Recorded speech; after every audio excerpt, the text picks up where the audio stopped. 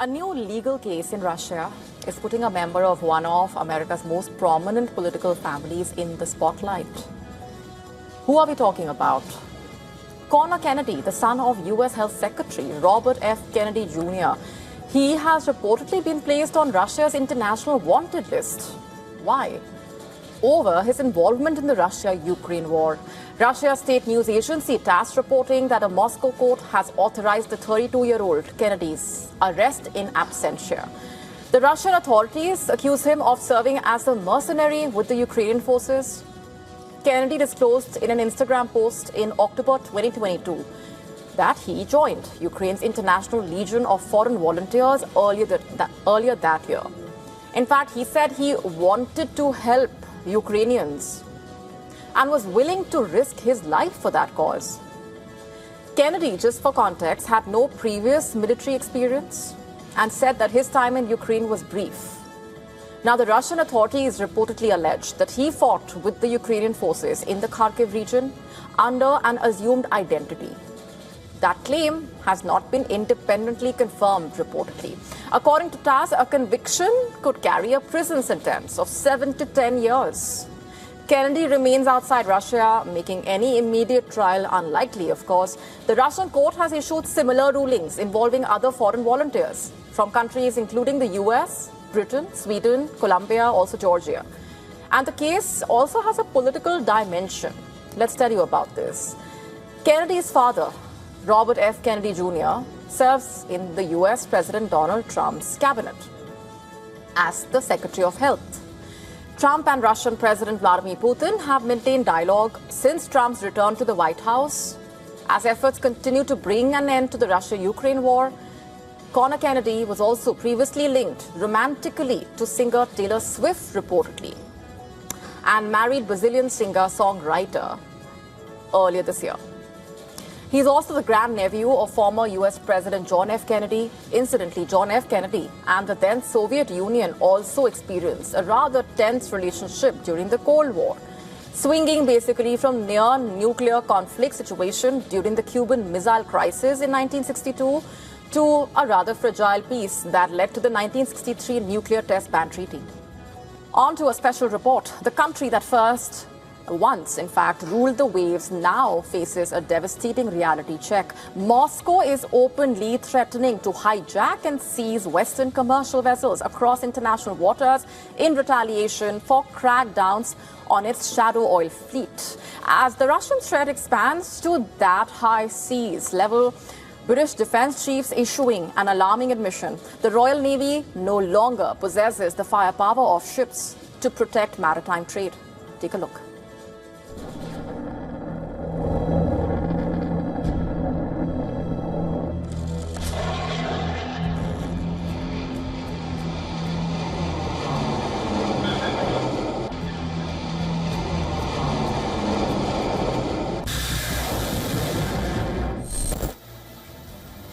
A dangerous confrontation is brewing across global sea lanes. Years of relentless budget cuts, shrinking fleet sizes and depleted weapons stockpiles have hollowed out the defenses of major European powers. Now an aggressive adversary is preparing to exploit those exact vulnerabilities on the open water.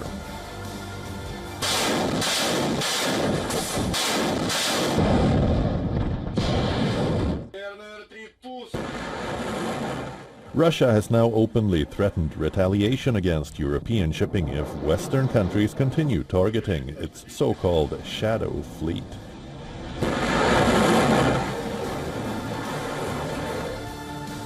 President Vladimir Putin says Moscow will respond in kind and could act wherever it considers necessary, not necessarily in the same waters wherein Russian ships are seized.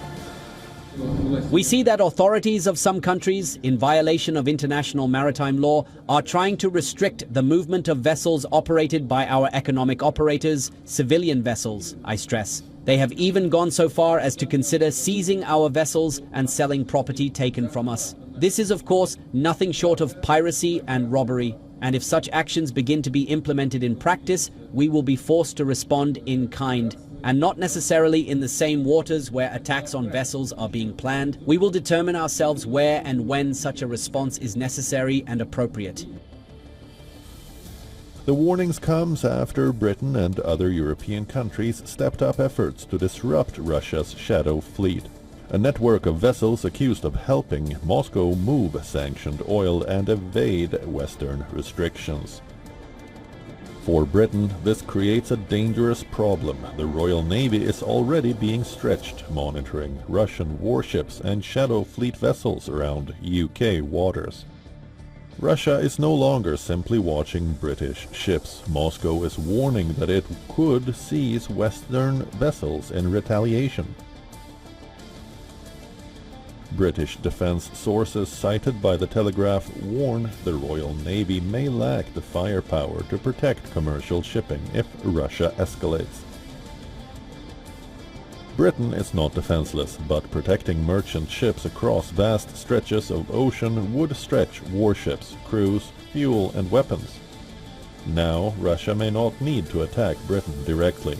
By threatening vital shipping routes, Moscow could force London to divert more naval resources to protecting merchant traffic.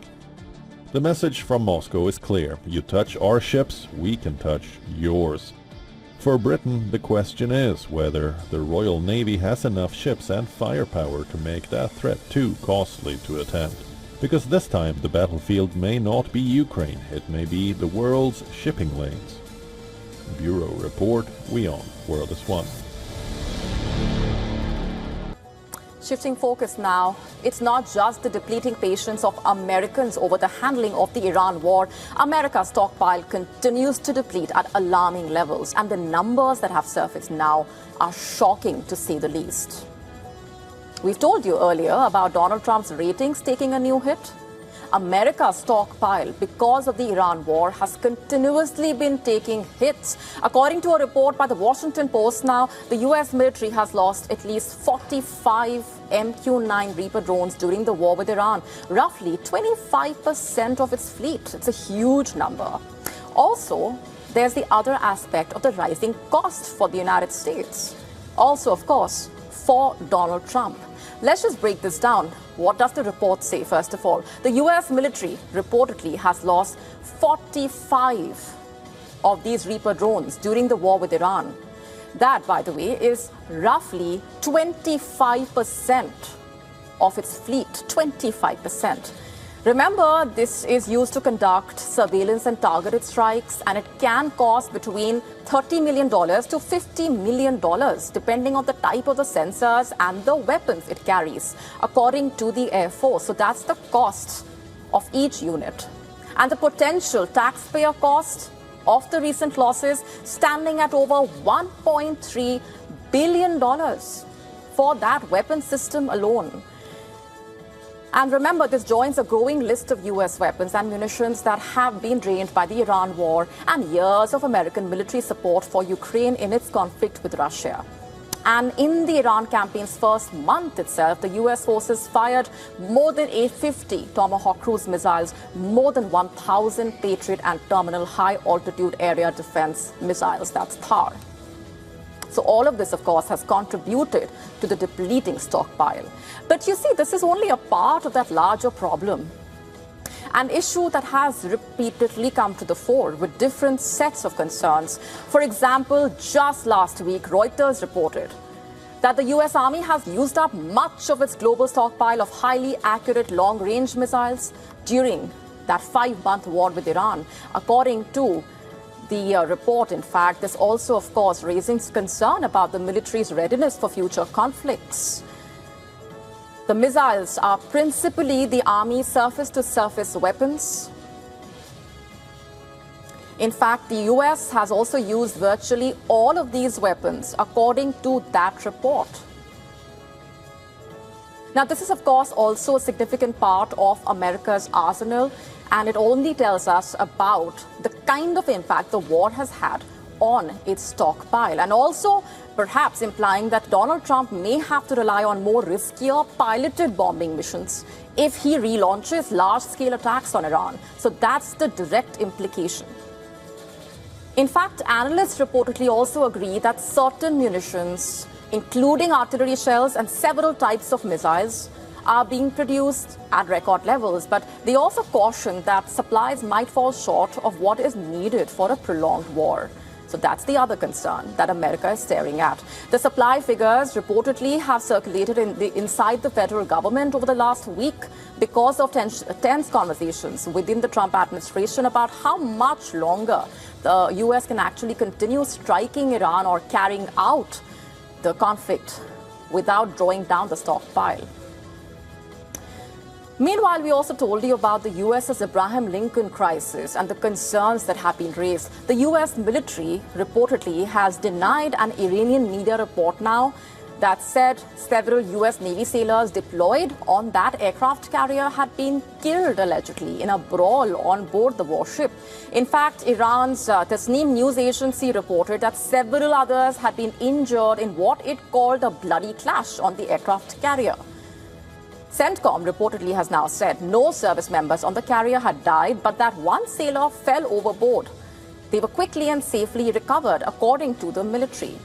But then, at the same time, questions continue to hang in the air amid the mounting concern over the situation on board the aircraft carrier, combined with the depleting stockpile, the depleting patience of Americans on the ground. The pressure on Donald Trump continues to shoot up with each passing day, while he is caught in that trap of his own making, with no way out as of now. Dhaka's textile hubs of Savar and Ashulia are back in news for reasons not linked to garments at all. These areas basically were once known as the nerve centers for JMB's terror activities, and they are witnessing a trail of bomb recoveries. And intel agencies are basically trying to join the dots. Let's just break this down and tell you what this is all about. 21 years ago, the industrial town of Savar made global news during JMB's massive nationwide terror attack, when 6 bombs exploded in Savar alone.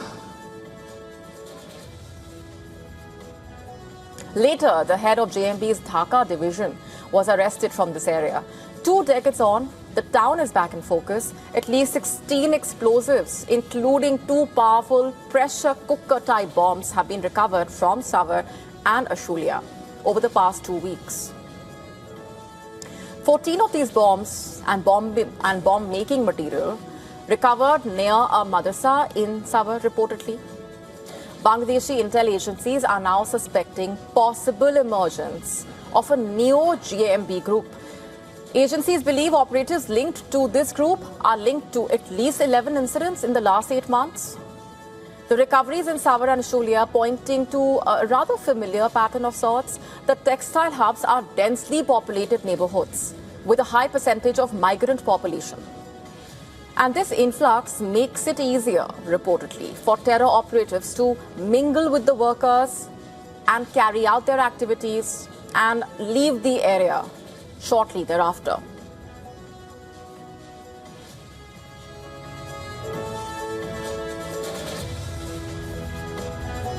While the possible regrouping of neo-JMB outfits is a security challenge for Bangladesh, New Delhi also will take serious note of the developments. The Jamaat-ul-Mujahideen, or JMB, has been known to have active presence across India's border states of West Bengal and Assam. In 2020, JMB's leader was reportedly located in West Bengal. The group had also been linked to the terror attack on the Buddhist site of Bodh Gaya in 2018. Emergence of neo-JMB outfits adds to India's security threat, since the JMB basically itself aligns with the Al-Qaeda. The group has also used online platforms linked to the Al-Qaeda in this Indian subcontinent. Even the UN officially linked it to the Red Fort blast in Delhi last year, stating that this group is evolving from a fragmented group into a regional terror entity. On to India now. The Chief Justice of India has slammed the Bar Council of India for threatening to stall the enrollment of a University of Law's 2026 graduates. This university in Hyderabad. The CGI said the issue was between him and the students who questioned and objected reportedly to his invitation for the convocation ceremony. The CGI said the BCI had no business to raise any objection. The controversy erupted after the BCI passed a directive saying that passing these graduates will not be enrolled as advocates by any state bar councils. The passing graduates. Following the backlash, the Bar Council of India made a U-turn and retracted its directive. The BCI said it had reconsidered the matter and found that vast majority of students were innocent and had not participated in any move to disrespect the Chief Justice of India. The Bar Council of India, however, alleged that a handful of teachers and outsiders may have instigated the students. It will now reportedly wait for the inquiry report before taking any further decision. The BCI's initial directive drew sharp criticism from the Supreme Court Bar Association president, who basically called the decision illegal and disproportionate.